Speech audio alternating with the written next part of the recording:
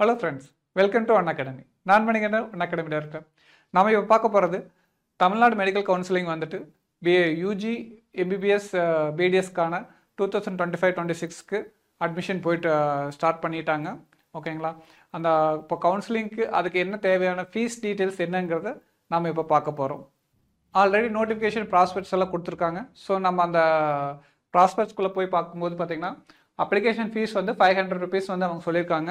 சரிங்களா? நார்மலாக SC SCA ST கேண்டிடேட்ஸ்க்கு பார்த்தீங்கன்னா அதை எக்ஸ்டென்ஷன் கொடுத்துருக்காங்க. அப்புறம் ஃபர்தராக வந்து ரெஜிஸ்ட்ரேஷன் அண்ட் சாய்ஸ் லாக்கிங் பண்ணும்போது பார்த்தீங்கன்னா எகைன் ரிஜிஸ்ட்ரேஷன் ஃபீஸ் வந்து 500 ருபீஸ் வந்து பே பண்ணணும்னு கிளியராக சொல்லியிருக்காங்க.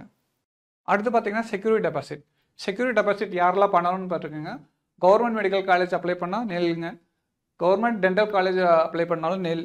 கவர்மெண்ட் கோட்டா சீட் இருக்கிற private self finance medical and dental college வந்து நீங்கள் அப்ளை பண்ணும்போது 30,000 ருபீஸ் வந்து நீங்கள் பே பண்ணணும்.